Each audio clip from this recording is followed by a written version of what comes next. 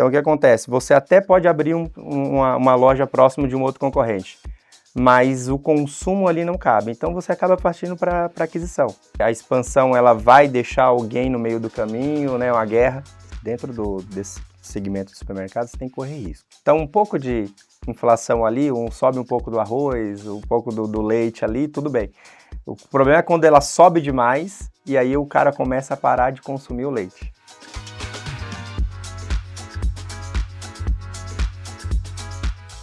Fala pessoal, estamos iniciando mais um Novo Varejo Podcast, dessa vez com o Evandro Furtado, CFO do grupo SV, São Vicente e Arina Atacado, com o meu parceiro Thiago Furbino, e esse episódio ele é patrocinado pela Sempre Odonto. A Sempre Odonto é uma operadora de plano odontológico atrelada à ANS, que distribui serviços de plano odontológico por vários varejistas do Brasil inteiro, e novamente com o meu parceiro Thiago Furbino. Obrigado Pedro, obrigado Evandro por aceitar esse convite. Evandro, queria saber de você um pouquinho, primeiro da história de São Vicente, falar pra gente o momento atual, eu sei que tem novidade por aí. Você poderia nos contar um pouco mais dessa história? Claro. Primeiramente, obrigado aí pelo convite, Pedro e Thiago. Falar um pouco do São Vicente aí, é uma empresa tradicional da região metropolitana de Campinas, né? Apesar de ainda não estar em Campinas, mais para a região de Americana. São 57 anos, né? Desde 1968 aí. E é uma empresa que começou, assim como as empresas no Brasil ali, principalmente supermercado, né? 90% nasceram assim, não é uma família que tinha um pequeno varejista ali, uma loja pequena de poucos metros, e aí foram vivendo daquilo, até que aquilo começou a ser um negócio da família, a ser o principal negócio, e aí foi crescendo e com o passar dos anos nós vimos aí a evolução do São Vicente. Sempre com ponto focal em proximidade do cliente. Então, assim, nasceu num bairro de São Vítor, lá em Americana, um bairro tradicional, e aí foi crescendo dentro de Americana. É uma região que tem Santa Bárbara do Oeste, que é uma cidade co-irmã, e aí foi passando para outras cidades ao redor, até chegar numa empresa grande que pudesse estar em regiões maiores como Sorocaba, Barueri e outras aqui. E outras ao redor aqui de São Paulo, ainda não chegamos em São Paulo, acho que ainda é uma estratégia ainda a ser conquistada aí, conhecer primeiro o interior e tudo mais, mas é uma história bem bacana. Começou muito DNA de varejo, e aí passando nos anos 2000, 2010, decidiu ali ter um braço também de atacado, né, tava um ponto forte ali do mercado, essa transição do varejo para o atacado, essa mudança do hiper para ser cash and care, e a gente aproveitou, surfou também essa onda, começamos a aprender isso, né, estamos aí com o atacado há 15 anos, e aprendendo ali, a maioria dos atacados são de 2000, a gente é 10 anos mais novo ali, aprendendo também a curva, tem ainda o DNA do varejo, então é mais lojas de varejo do que de atacado, mas estamos forte aí numa expansão. Acho que tem um orgulho muito grande da empresa no ranking da Abras ter atingido 2 bi de faturamento, 47º, então é uma empresa que em evolução, apesar de estar com 57 anos aí, ela continua ainda em evolução, não parou naquela zona de flow, então é muito, muito gratificante estar trabalhando na empresa. Coisa boa. Evandro, quantas lojas são hoje? São 28. 28, e quantas lojas do Arena? São 6 lojas do Arena. A Arena é o Cash Carry, né? Cash and no Carry. Modelo bem específico de vocês, de loja menor. Isso. A gente brinca que a gente é atacado de bairro. Tá bom. Então, até estava comentando. Diferente um pouco do atacado tradicional, que está em rodovia, que está em grandes centros, avenidas ali, com uma área de venda de 5, 6 mil metros, que é os modelos mais antigos que a gente vê. A gente gosta muito dessa parte de estar muito dentro do bairro, de um modelo de uma caixa de 3.500, 3.100 metros, também com facilities para o público em geral ali, para o cliente. Então, desde um self-checkout, que é uma característica que não tem, um açougue, alguns outros serviços, assim como o atacarejo hoje ele contempla, né? Então, é nesse modelo que a gente atua ali, muito próximo, como eu te falei, o DNA do São Vicente sempre foi ter essa proximidade do público, e a gente quer manter isso também nas outras bandeiras. Então, a proximidade de todas as empresas ao redor, ele trabalha muito, está próximo ali do cliente. E Evandro, tem uma notícia aí que aconteceu há pouco tempo, foi um M&A, né, uma aquisição, não sei se vocês podem se você pode abrir um sim, pouquinho sim, para a gente sim. e também falar, eu acredito que deve estar no processo ainda de sinergia, das escolhas e das renúncias, né? Como que está esse processo, se é que você pode falar? Não, podemos sim, até saiu na mídia, a gente consegue falar um pouco. A gente fez a aquisição de 4 lojas, é um mercado que está se consolidando muito, né? O de varejo tem lojas a toda esquina, a gente está vendo isso quase como uma farmácia Vamos falar hoje em disso, dia. vamos falar A disso. gente É teve um isso. convidado que falou sobre isso É aqui com a gente. exatamente esse ponto. E a gente tinha algumas cidades que eu não consigo mais entrar. Então, o que que é o normal de uma expansão de um supermercado? Eu vou lá, faço uma aquisição de um terreno, e dentro desse terreno, ou pode ser com recurso próprio ou com recurso de investidor, você constrói no formato, no modelo, aquilo que você trabalha. Só que algumas cidades você já não consegue mais entrar, né? Seja por não ter mais terreno disponível, isso é um problema, né, em grandes centros, seja por não ter mais demanda de consumo, isso é normal. Então, o que acontece? Você até pode abrir uma loja próximo de um outro concorrente, mas o consumo ali não cabe, então você acaba partindo para aquisição. Então, no final do ano passado, nós fizemos uma aquisição de 4 lojas de uma rede, e aí em cidades como Santana do Parnaíba, que a gente não conseguia entrar no centro, em Jundiaí, nós já tínhamos uma loja em Itu e abrimos mais 2 com essa aquisição, então nós somos o maior supermercado de Itu hoje e é meio que estratégico para poder blindar mesmo a cidade. A gente está nas outras cidades ao lado, Salto, Indaiatuba. Então foi uma aquisição voltada realmente à estratégia de expansão em pontos que não seriam mais nossos. Essa foi a primeira aquisição do grupo, na história do grupo? Não, não, o grupo já fez algumas aquisições, mas sempre pontos pequenos. Sim. Então, uma loja, 2 lojas, nunca algo tão grande assim. Esse supermercado que vocês adquiriram a operação toda ou apenas 4 lojas Ele deles? tinha uma operação de 12 e a gente tirou as 4. Na verdade, encabeçamos um processo de M&A, né? Para quem fica na operação era muito pouco as outras lojas, porque a gente tirou as com maior potencial de faturamento também, ótimos pontos. E aí a gente puxou essa vontade de quem estava vendendo de vender realmente, se ele tivesse outras redes ali que abraçasse aquelas outras pequenas lojas ali em regiões mais distantes. Legal. Que cabeçou ali o processo. E eu acho que isso é bom, porque principalmente você, né? Depois a gente vai falar dos outros produtos e serviços que vocês oferecem, e a partir do momento que você compra 2 lojas numa cidade tão importante quanto Itu e você se torna a maior rede de supermercado da região, você agrega não só mais como produto core, que é o varejo alimentar, mas também vem com outros serviços que depois a gente vai detalhar um pouco mais, Sim, né? sim, sim. Eu estive presente, né, nessa inauguração da loja de Santana do Parnaíba, uma baita inauguração. Sou cliente do supermercado da loja de Barueri, né, já falei isso aqui também. Gosto bastante, apesar de cair aqui já nessa próxima pergunta, né? Na região ali daquela loja de Barueri, tem outras 3 ou 4 lojas, estou me lembrando aqui pelo menos de mais 2, acho que com a loja do São Vicente faz 3 ali num raio, cara, 2 quilômetros, 2 quilômetros. E assim, a minha pergunta é nesse sentido, né? Vocês estão muito concentrados na região de Campinas, você falou aqui, na região metropolitana, mas o estado de São Paulo, principalmente São Paulo capital, a gente tem falado muito sobre essa história. Na verdade, isso é Brasil, mas a gente vê mais isso aqui em São Paulo, dessa canibalização dos pontos onde são os supermercados, né? Então a gente anda em determinados lugares, em determinadas cidades, que tem 3, 4 bandeiras num raio de 5 quilômetros, né? Como é que vocês enxergam isso? Todas as empresas, elas têm esse desejo de crescer. Então, assim, vai estar no planejamento estratégico de todo mundo crescer. Quando você citou bem a nossa região de Barueri, tem uma alta população que ela consome, tá?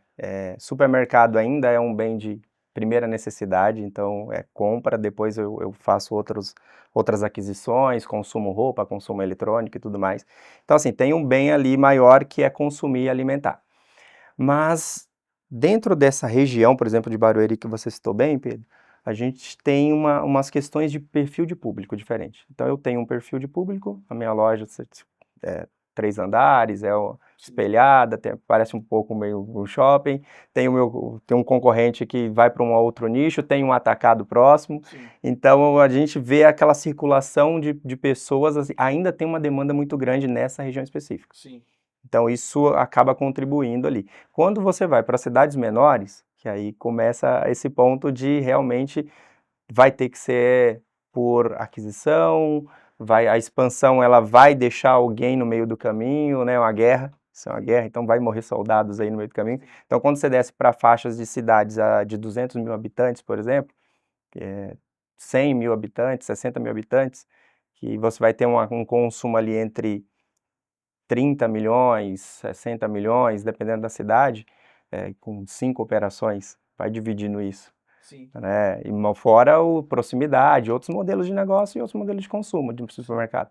Então, para ainda nos grandes centros como Barueri, Sorocaba, ainda tem muita população verticalizada que ajuda. Sim.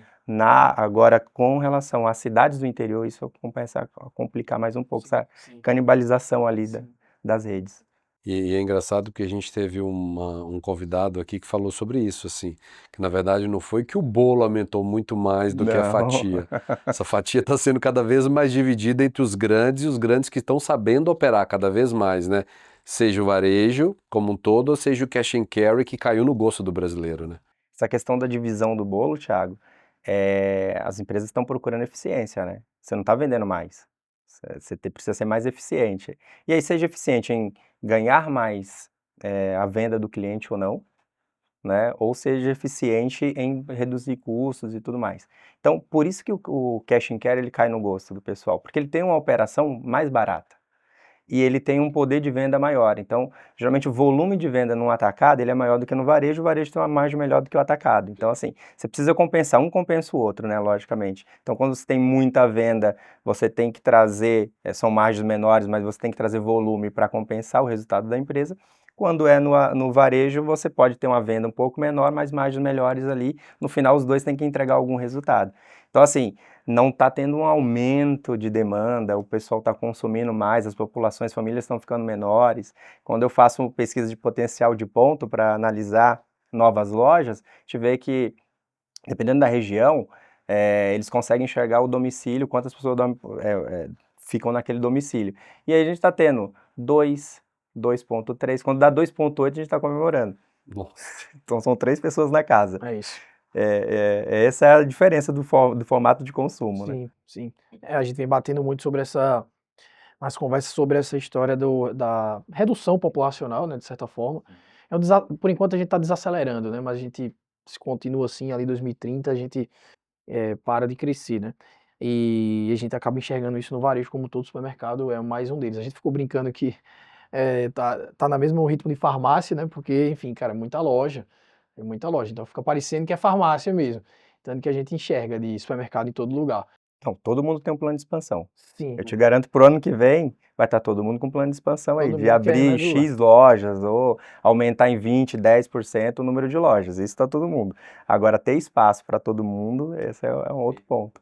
Daí que vem uma pergunta voltada para alavancagem, né? A gente sabe que alguns varejistas alimentares estavam bem alavancados e agora estão fazendo o máximo possível para reduzir essa dívida, né? A dívida líquida. E também o outro fator é que está cada vez mais caro pegar dinheiro emprestado, né? Então você precisa pensar no teu capital próprio e se você for usar capital de terceiros, você já tem que pensar só na Selic, que já é 15%. E aí, como que tomam essas decisões aí, principalmente você que está diretamente ligado a essas decisões de expansão, de M&A, de construção, de novos supermercados em outras regiões? Eu acho que assim, dentro desse segmento de supermercados, tem que correr risco. Não é um empreendedor brasileiro, ele vive de risco, né? E ele é adaptado a ter juros altos, inflação alta, você tem que controlar esse risco, né? Então, assim, é uma análise, o que muda dentro da empresa é uma análise mais rigorosa do projeto que você vai entrar. Não é qualquer projeto, você vai pensar 2, 3 vezes, está muito caro, né? Se você vai ter 5 projetos, você vai reduzir nesse momento de juros altos, decidimos não investir tanto. Então, abri uma loja até agora no primeiro semestre, estamos olhando para abrir uma no segundo, 2. Se fosse contínua a expansão, era 4, 6, mas o custo está muito alto. Então, você começa a refazer esses cálculos e entender que como você mencionou, Thiago, de alavancagem, entender que às vezes a tua saúde financeira ela é o maior trunfo do que a tua expansão física. Então é segurar isso nesse momento para você estar preparado para uma expansão maior, mais na frente, mais bem posicionado. Então o São Vicente ele está muito bem posicionado, estava muito bem posicionado ano passado, quando algumas empresas vieram ao mercado, né? E está bem posicionado também quando aparece a oportunidade de construção. Então você tem que escolher bem o projeto e estar bem posicionado ali no ponto financeiro de você realmente ser um competidor ali com outras redes para avançar na expansão. E o varejo alimentar é muito peculiar, né? Você olha um regionalismo cada vez mais forte, você vê duas bandeiras aí que são grandes, as duas maiores varejistas do Brasil, de fato, vêm do varejo alimentar também, que é o Grupo Carrefour e o Assaí. Enquanto isso, você vê outras empresas regionais tomando decisões, fazendo M&A igual o São Vicente fez. Você olha no Nordeste, o Grupo Mateus também. Você olha no Sul, o Mufato querendo vir cada vez mais próximo para São Paulo. O Grupo Pereira também, né? Então, é interessante ver o quão pulsante está a atuação, não só de abertura de lojas, que eu acho que deu uma reduzida esse ano, principalmente revisão de guidance pelo GBA, revisão de guidance pelo Assaí, o grupo Carrefour tomando decisão de fechar algumas lojas do modelo do Carrefour e investir muito mais no Cash and Carry e Sam's Club. O varejo alimentar, eu falo que é um ser vivo, né? Tá em constante transformação e o tempo todo, né? É isso. O regional, o pessoal fala muito que ele é muito ágil. Realmente, ele é mais ágil ali. Mas eu acredito muito que ele é mais próximo ali da operação, ele é mais detalhista, ele está pensando muito no negócio dele. Diferente como você pega uma rede, você citou super bem, Carrefour, Assaí, é muito grande, é uma loja, é uma região no meio do Brasil. Né? Nós não, ali quando entra na batalha é matar ou morrer. Não é isso? O concorrente vai vir, vai estar um grande player dentro do meu lado, eu vou com todas as armas que eu tenho. Só que eu sou mais rápido, eu entendo mais, tem essa questão que eu sempre falo da proximidade do cliente, eu entendo o cliente, eu sei o que ele precisa, e se eu tiver que gastar em marketing numa única loja, eu vou gastar em marketing, se eu tiver que queimar margem numa única loja, eu vou queimar margem, eu vou para a briga realmente. Sim. E quando esses grandes players estão entrando numa região, é mais uma loja, vou me dedicar, logicamente, não estou falando que eles não se dedicam, mas não é aquela presença diária e constante naquela unidade ali para ver o que está acontecendo. Né? Nós que somos regionais ali, a gente vai em linha a linha todas as lojas, tem 28 unidades, nós vamos todo mês linha a linha cada unidade. É um trabalho de análise realmente ali, enquanto puder, enquanto for capaz de fazer esse tipo de análise, e aí não só por mim, mas por toda a diretoria, nós vamos continuar fazendo. Então essa é a diferença, né, do grande quando ele chega numa região, a agilidade, mas para o cara é uma guerra mesmo, matar ou morrer, como eu mencionei. E para o outro é mais uma loja, é um budget, vou fechar aqui na minha expansão e pronto. Evandro, vou mudar um pouco aqui o contexto, a gente estava falando aqui um pouco antes de começar a gravar, sobre Retail Media, né? Eu queria escutar o que é que você acha, se é uma trend, se não é, e se vocês estão fazendo alguma coisa, como é que você está enxergando isso aí? Nós começamos com uma loja desse ano do modelo de atacado, fizemos o primeiro, vamos fazer uma segunda agora. Ainda não sabemos se vai dar dinheiro, se vai ser trend. Como eu estava falando com o Thiago, eu acho que assim, é o share of wallet da indústria. Então, assim, eu sei que aquele dinheiro está carimbado para alguma coisa, quanto mais a gente conseguir fazer com que ele seja recurso, seja para o meu grupo, é melhor. Sim. Então, assim, olha, se para um fornecedor ele acha realmente importante e ele tem uma linha destinada a esse tipo de mídia, nós vamos tentar começar a entender ela ali e vamos começar a implantar. Sim. Se vai fazer sentido ou não, por isso que a gente está indo assim, olha, eu vou colocar no modelo de varejo agora, mas coloquei no atacado. Então, vou começar a entender que retorno que isso dá. Né? Como é que fica o visual da loja, como é que isso impacta o meu cliente, eu ainda não sei. Te fala bem assim, quando ele chega lá, vê vários painéis, muita comunicação, a gente precisa entender se ele está apto àquilo, se ele gosta, se não gosta, não é a Times Square o negócio. Está efetivamente sendo impactado. Exatamente, se tem resultado, né? E tem alguns dados importantes que, por exemplo, a expectativa de faturamento de retail media, de investimentos para retail media no ano, no mundo, são 180 bilhões de dólares. E que a expectativa para o Brasil nesse ano é de a gente chegar próximo de 3,5, 3,8 bilhões de investimentos. Então tá virando, né? Tá virando. Mas só que se você pensa que só o Mercado Livre já está tomando, na América Latina já chegou a faturamento de 1 bilhão, é muita coisa, né? Então a gente pensa aí no oceano, mas é o que você falou, na indústria. A indústria tem um trade e tem o retail media, é o marketing e o comercial brigando pelo share of wallet. E aí? Exatamente. Quem vai pagar a conta, O né? interessante é que vai para São Vicente, né? Exatamente, vai ter que ir pro meu grupo ali. A nossa briga é essa também. Acho que não pode ficar para trás, não pode esperar todo mundo fazer e aí você começar. Então tem uma análise, tem realmente um investimento ali para ser feito e é aquilo. Vamos verificar como isso realmente se empacota, se resolve, se paga, se tem retorno. Às vezes não é tão tangível o retorno, mas pode ser de outras formas ali. E quando a gente fala de inovação, a gente pensa em várias possibilidades dentro do supermercado. Seja o self-checkout, seja aquele modelo agora, eu vi um modelo no supermercado parecido, que basicamente você coloca os produtos, ele vai fazendo a leitura dos produtos que estão ali. Tem o self-checkout que você tem que ser o próprio, né? Você vai na loja autônoma e você tem que colocar os produtos para passar, e também tem aquele modelo de que você basicamente escaneia tudo que entra no carrinho. Inovação é o que não falta, porque eu acho que todo mundo fica tentando melhorar a produtividade, né? Não só isso, investimentos em inteligência artificial, você que é da área de finanças também, aonde você pode melhorar, é na área burocrática, é na área operacional, é em compras, é aonde. Como que está o São Vicente quando a gente fala de inovação? O que você pode trazer para a gente, né? É claro que pode ser divulgado para o mercado. O que a gente fala, assim, às vezes inovar ela não está muito relacionada à tecnologia em si embarcada. Eu adoro essa palavra. Mas... Às vezes uma simples mudança Isso, que a gente... exatamente ali. É isso aí. Você já viu muitas dessas inovações, Thiago? Por exemplo, do carrinho que você coloca produto dentro e você sai. Você pode sair com o carrinho? Não posso sair com o carrinho. Pô, mas peraí, então o cara tem que desembarcar o carrinho?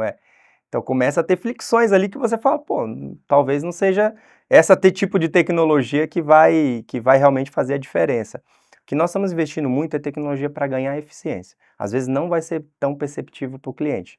O selfie, sim, porque eu tenho uma redução de atendentes ali, até porque a mão de obra hoje, a gente chama de apagão de mão de obra, né? Falta mão de obra demais. Toda hora de Toda hora. Isso, é impressionante. Assim, não adianta, você pode colocar vagas do que você tiver, e são todos, seja do administrativo, CD, loja, não tem mão de obra, então isso nos faz inovar em como complementar ou como substituir esse tipo de problema da empresa. Então, o que nós estamos muito indo nesse sentido de inovação é para ganho de eficiência.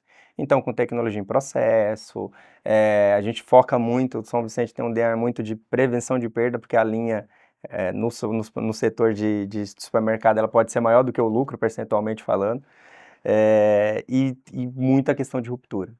Então, assim, como é que eu posso ter? Então, a gente está inovando em ruptura de gôndola, em logística.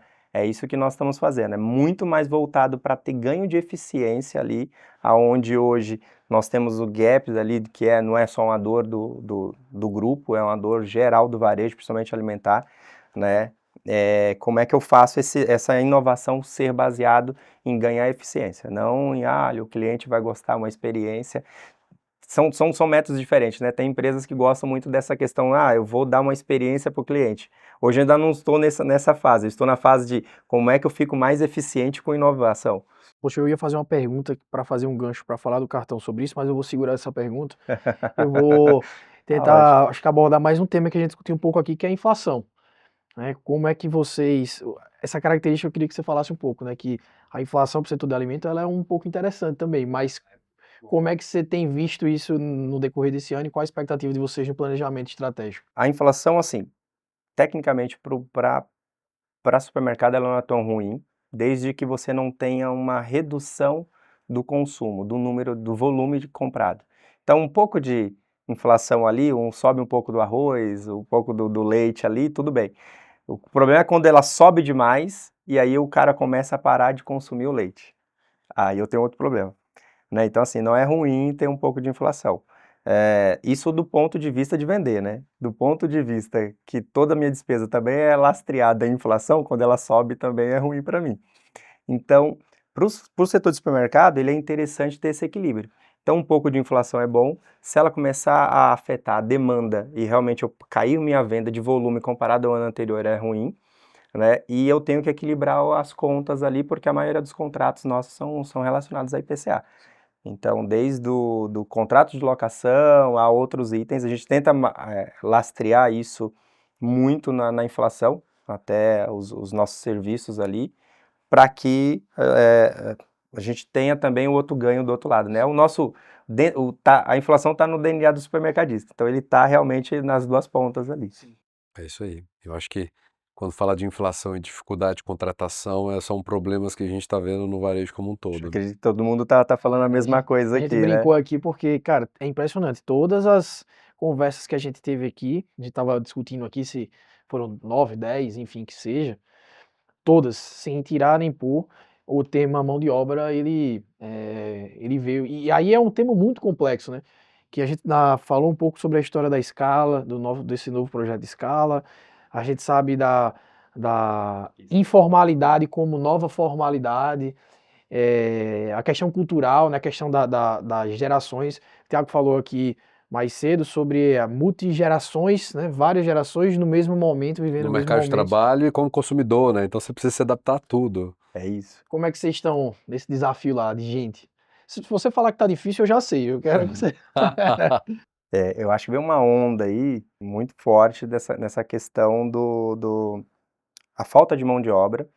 Aí agora nós temos a questão do varejo muito da questão não pode trabalhar 2 domingos seguidos, então você vai precisar contratar em média mais 20% do quadro, só que eu já tenho um quadro inferior a que eu consigo, né, contratar. Você não Então, consegue completar teu eu quadro. não consigo completar meu quadro, eu preciso, para que eu consiga trabalhar o domingo, que é normal, isso bem regionalmente falando, eu preciso contratar 20% a mais. E não é falta de vontade do grupo em contratar, né? É falta de ter mão de obra. E aí tem a informalidade, eu estou vendo um movimento que é a questão do empréstimo consignado também, começa a impactar a mão de obra. Porque esse que está direcionado à carteira de trabalho, a que está direcionado realmente ao fundo de garantia. Acho que é o crédito do trabalhador, Crédito né? do trabalhador, exatamente. Eu escutei umas histórias aí E horrendas. aí, É um mercado bem complexo, que começou agora, né? Exatamente. Só que é um modelo novo de consignado. E aí, quando ele sai, o colaborador, não adianta ele mudar de trabalho, ele leva aquele crédito junto, e aí também tem a questão do fundo de garantia dele, que ele é consumido ali na rescisão. E a gente vê muito esse movimento dele não querer mais ser CLT. Quando ele começa a se endividar, ele pedir demissão porque ele não está conseguindo. O desconto dele é maior do que ele poderia ali pagar as contas. Então ele não consegue mais pagar. Então também tem essa questão. São várias variáveis ali que está prejudicando essa questão de mão de obra. Então se eu te falar que está ruim, tá terrível, não é ruim. É terrível e eu acrescentaria perigoso. Sim. Então nós temos que contratar mais, com menos mão de obra e elas querendo ser mais informal. Sim. Então é um triângulo ali que é bem complexo. É um grande desafio aí que a gente tem, né? Se a gente começa a colocar tudo isso no liquidificador, a gente vai ficar desorientado, né? Que se a gente pensa no crédito trabalhador, você pensa na nova lei de escala de 4x3, mas eu acho que essa não vai vingar, mas talvez um 5x2 ande. Você olha umas bets aí, tentando reduzir o poder de compra das famílias. Você olha a dificuldade de contratar, a gente está quase em pleno emprego. Você olha o que o Pedro falou, né? De serviço, a quantidade cada vez mais de mão de obra querendo trabalhar por não CLT. Você olha as gerações mais novas, que não querem trabalhar CLT porque vão ganhar dinheiro com mídia social e outras coisas. De fato ganham, né? Muitos novos. É uma nova economia, mas aí no também final não dá para fugir, a gente precisa né? pensar da nova economia, como que a gente vai continuar atuando, né? Imagina essa nova geração, você explicar para ele que ele vai trabalhar um domingo, um sábado, o Natal pela parte da manhã. Então, assim, eu vou preferir ser um informal e fazer o meu próprio horário. Então, a gente tem uma questão de gerações aqui que também a gente não pode fugir da não pegou. Então, assim, para mim, que talvez um pouco antes dessa questão, eu acredito muito que esses apps, né, todos os apps de serviço, eles vieram para esse ponto, né, antes eu tinha que ter um emprego formal para ter a renda ali, e agora eu consigo, sem ter o emprego, ter a renda. Sim. Então isso diminui muito a mão de obra. né? O supermercado ele sempre foi o primeiro emprego de muita gente, né? Com 16 anos você entrava ali no mercado, o supermercado, a farmácia, né? E aí você iria, pelo menos você tinha uma geração ali, até os 18, 21 anos ali, você tinha uma mão de obra ali meio que garantida que era o primeiro trabalho da pessoa, primeira renda. Hoje não tem mais isso. Então assim, como é que você contorna, né, todas essas dificuldades? Cara, eu vou fazer o gancho pro próximo bloco, Tiagão. É um bloco que eu gosto bastante, que é a parte dos serviços financeiros. Mas você falou aqui sobre a questão da omnicanalidade, da digitalização da operação, né? E eu, como cliente, posso falar com propriedade de cliente, né? A jornada digital do cliente que participa do clube, que participa do varejo e que tem o crédito no São Vicente é uma das melhores do país. Não estou aqui fazendo jabá, a gente usa muito isso, eu demonstro, né, com a app sempre que eu posso. Na verdade, eu já fui provocado por Glauco dessa jornada, que Glauco ia mais ao supermercado, e depois eu fui, conheci, realmente tá muito redondinho, tá uma coisa linda. E eu queria que você falasse da história do Fácil para Pagar, mas se você puder fazer um gancho dessa jornada também, porque eu acho que vai ser bem interessante explorar um pouco disso. Ah, claro. O modelo de supermercado nunca foi aquele cara inovador. Não tem isso, né? De ser disruptivo, ele sempre foi meio que tradicional, né? Tradicionalzão. E aí a pandemia mudou muito esses pontos, né? A pandemia fez você enxergar que você precisa vender a qualquer hora, vender a qualquer momento e tem demanda para consumir e você tem que parar aquela coisa de abrir a loja e fechar a loja. Então, quando veio a pandemia, o grupo ele não tinha um e-commerce, né? Não tinha isso. E é o básico, né? Da tecnologia da omnicanalidade. E aí, o que o grupo fez de emergencialmente falando? Plugou isso na plataforma já pronta de supermercado, que todo mundo estava plugando, mas não tem tua característica, não tem tua jornada. Não dá para você colocar o item, não dá para você fazer tuas promoções, não personaliza. Né? Não dá para você fazer um movimento de, olha, isso aqui é a minha cara. Você meio que coloca o logo e é uma página web padrão para todo mundo ali, com a foto do produto padrão que vai no banco de dados e traz. Funcionou para 20, né? 20, a pandemia, 21, a gente começou a sentar e falou, tá, talvez esse modelo aqui seja interessante, vamos continuar, mas preciso dar uma cara minha aqui, né? Então a gente começou um projeto de omnicanalidade aprovado pela família lá do grupo, né, que são os conselheiros, e aí a gente falou, poxa, por que não pegar esse gancho do site e trazer isso para um CRM, né, relacionamento com o cliente, e trazer isso para um saque para me entender aonde eu estou errando com o cliente, onde eu estou acertando. E a jornada do cartão é meio que isso. Poxa, se eu estou fazendo todo esse ciclo, eu vou encaixar o crédito aqui no meio. Né? Então, o cartão ele nasceu basicamente nisso. E aí a gente foi procurar a plataforma, hoje nós somos Salesforce, a melhor plataforma do mundo. Primeiro supermercado é o Grupo São Vicente a ter a plataforma, né, o supermercado regional ali, a ter, desenvolvemos, ajudamos muito ali nesse ponto, mas começar também a ter o CRM do jeito customizado para nós. E o cartão, quando a gente saiu, engraçado, a missão do cartão ela é impulsionar as vendas dos estabelecimentos, né? E por meio de condições especiais, serviços financeiros, democratizando o crédito, fidelizando o cliente. Esse era o do fácil para pagar nosso. Essa era a estratégia ali. Poxa, e isso é muito voltado no ponto de que, eu vou dar crédito. Tá, mas que crédito? Como que eu vou dar crédito? O cara vai ter o cartão, a gente está no meio da pandemia, você vai dar cartão físico para alguém? Quem que vai na loja fazer físico? Então, a Fácil, ele já nasce bem nessa pegada digital. Ele vai lá, depois da tua aprovação, ela tem que ser fácil, remoto, e você vai lá e passa simplesmente o cartão com teus dados ali, tua senha, certo? Aí na pandemia a gente tem, quem vai abordar para fazer cartão? Quem vai chegar próximo do outro? Poxa, então aí ela já nasce, olha, então vamos puxar isso para um QR Code, o cliente faz no conforto dele, aonde ele quiser. Então, meio que o ambiente foi criando a necessidade ali e a gente foi aproveitando essa onda da necessidade para poder avançar. Sim. Então ela já nasce com um braço tecnológico, o e-commerce, a questão da pandemia já nasce com esse braço tecnológico por conta disso, dessa necessidade, e a gente viu oportunidades de, olha, o CRM vai nascer disso, o saque vem disso também, e a gente criou realmente um braço de omnicanalidade no grupo voltado para digital e experiência do cliente nesse ponto. Vocês já vieram com 2 investimentos pesados, né? Tanto na área de omnicanalidade, com a digitalização da empresa e também já emplacando, criando a área financeira, né? Isso. E é legal esse teu ponto, Thiago, porque assim, o sócio tem que acreditar muito, né? Sim. São 2 investimentos Porque que eu são dois imagino que o investimentos que payback milhões, a gente é... tá falando de milhões. E aí quando você E ainda coloca você aí falou um CRM ainda, ou isso seja, sem as tudo, FOS. Ah, exatamente, isso tudo no mesmo no momento. mesmo momento zero ali. O cartão um pouquinho que ele já estava meio embrionário e aí tem a dificuldade, como vai no modelo, mas assim, os outros da omnicanalidade é isso. E aí a gente projetou isso não para um ano, né? Nosso projeto de comunalidade ele foi para ele vai terminar em 2026, uma fase 1. Então assim, a gente veio evoluir nessa jornada, né, nesses últimos anos.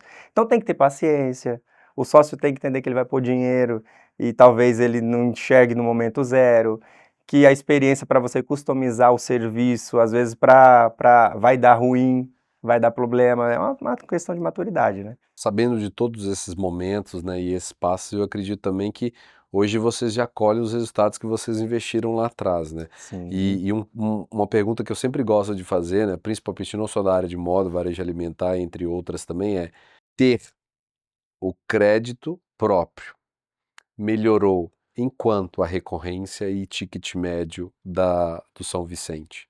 esse é um bom ponto. O crédito próprio, a gente fala o seguinte, dar o crédito hoje, por dar, todo mundo tem crédito, né? Sim. Nossa, o mundo encheu de fintech dando crédito, esse é um ponto. Mas eu posso te falar o seguinte, quando eu tenho o cartão, o cliente que ele tem o cartão, ele tem uma recorrência de 3,5 vezes na minha loja. Então, se a gente considerar, ele vai quase uma vez por semana. Caramba! Esse é um ponto. E ele tem um ticket médio 30% maior. Então, assim, o que que eu tenho? Você não pode errar, né? Desculpa, Posso Evandro. errar, é isso. 3,5 e 30% a mais. É isso. Então, assim, ele vai todas. O cliente a gente chama de super fã, né? É o cara do CRM, que eu consigo monitorar ele, que ele tem todos os meus produtos. O que que é o super fã? Ele tem o cartão, dentro do cartão ele tem algum serviço que eu coloquei no cartão, seja um pet, alguma coisa, um odonto. E aí, então esse cliente não posso errar com ele. Mas o cartão ele traz esse momento. Então eu te falei, o propósito da empresa que era fidelizar o cliente, ele tá acontecendo. O cliente hoje ele vai muito, muda de loja muito fácil, Sim. né? A grande sacada do cartão, e eu estou vendo um movimento de mercado fazendo isso, Thiago, que é retomar, né? As empresas antes ela tinha a decisão de eu vou criar o meu próprio cartão, eu vou colocar isso numa empresa gerenciadora de cartão e eu fico só para com participação, com a emissão, com valor ali, e é um private label fechado, né? Eu vou vender isso para um banco de uma vez, e eu estou vendo um movimento das empresas voltando em vez de quem foi, porque o cartão ele deixou de ser dar o crédito, ele é uma forma de contato com o cliente, Fidelização, de reconhecimento fidelização, e porque relacionamento, né? se você começar a colocar na ponta do lápis, o que você não esquece? É o teu relacionamento com o banco. Porque hoje eu disputo, mesmo sendo de coisa CRM, eu disputo WhatsApp com todo mundo, um monte de loja. SMS a gente nem usa mais, né? Mas, até usa, mas ninguém abre. E-mail com todo mundo. Então, assim, você enxurra o cliente de ofertas, contato, né? de contatos ali sem fim. O que você tem um contato direto com ele que ele não te esquece mensalmente? O crédito. Então, o que eu estou vendo no movimento do setor, não falando nem só do supermercado, mas do varejo, o cartão ali, dar o crédito, ele mudou um pouco o conceito de não é só dar o dinheiro, é um ponto de contato fiel, mensal, que o cara toda vez vai me lembrar de mim, entre a empresa, a loja e o cliente. Sim. Então, esse é o ponto. Eu acho que o cartão evoluiu muito para ser crédito ali. Sim. Ele tá essa proximidade com o cliente. A gente sempre fala muito que o cartão ele tem os dois vieses, né? O de relacionamento e o viés financeiro. E no caso dos supermercados, a gente estava falando um pouco mais cedo aqui, né? O supermercado não tem tanto parcelamento, consequentemente, ele não tem tanto o produto juros como uma possibilidade de ganho. Por outro lado, a inadimplência ela é menor. E aí o desafio do supermercado é rentabilizar esse negócio, porque no final das contas o negócio tem que parar de pé, tem que dar algum resultado, tem um funding por trás, né? O sócio investiu, ele colocou uma grana.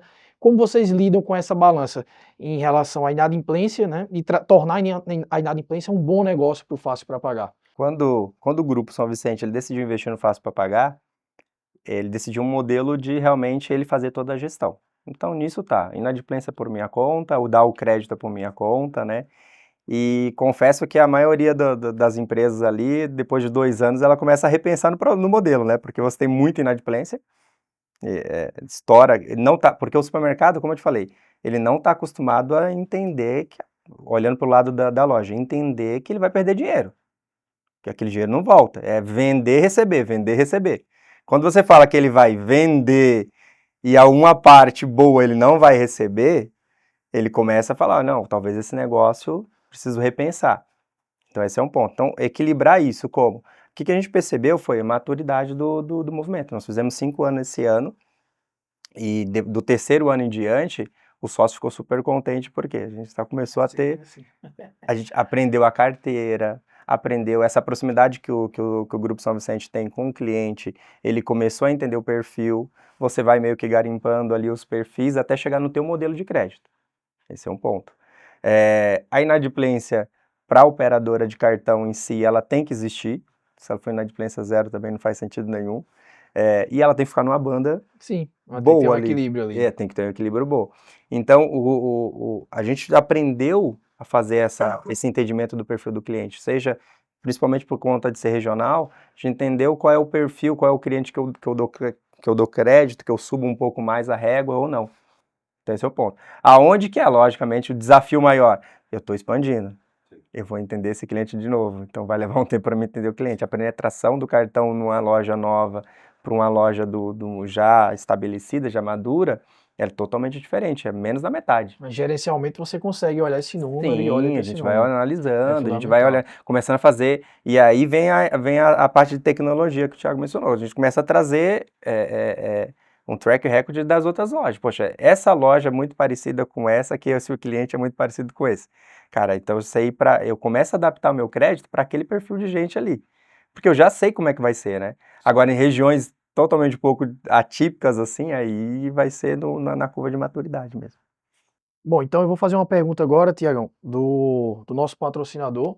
Nós temos um patrocinador desse podcast, Evandro, que é a Sempre Odonto. A Sempre Odonto é uma operadora de plano odontológico, ali alinhada à ANS, oferece os serviços para varejistas, vários varejistas no Brasil, que vendem assistência odontológica. Então, o Eliseu aí, super parceiro nosso, está contribuindo com o podcast.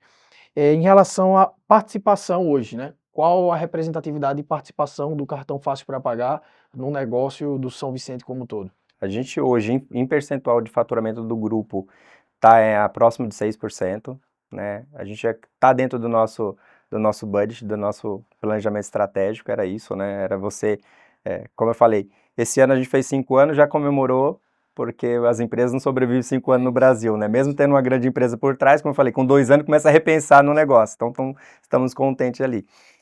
A ideia da empresa é chegar em 10%, né, daqui a mais 2 anos, então esse ano chegar em 6%, lógico, as lojas novas elas puxam um pouquinho a média, se eu não tivesse, eu tenho lojas que batem 9%, 12%, Sim. vai muito do perfil da loja, do cliente, como é que aquele cliente se adapta ao cartão, como é que ele vê o cartão, e a nossa ideia é que o cartão ele veja uma vantagem nisso, então realmente o cartão hoje nosso, ele é um braço, não vou nem falar só financeiro, mas de relacionamento com o cliente muito forte.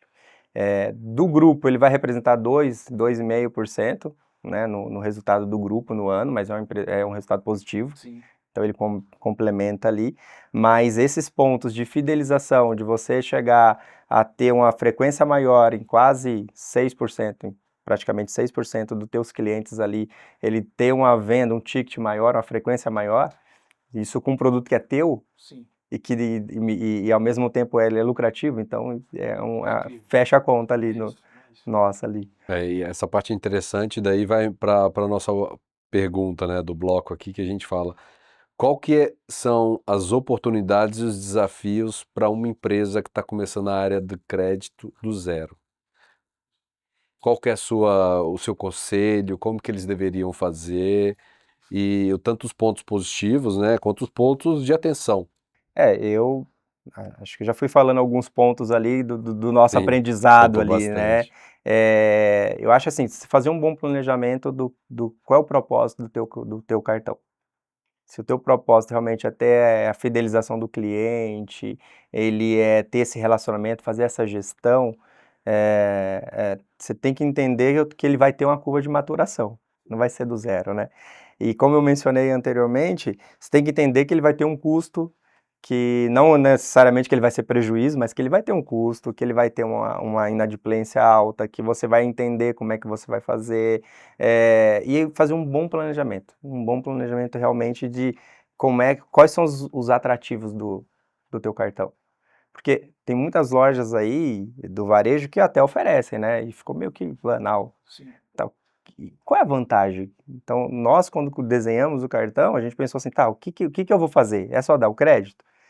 Qual é a vantagem? O cliente tem que ver alguma vantagem, ele tem que entender que ter o cartão ali, ele é um cliente especial, né? Ele vai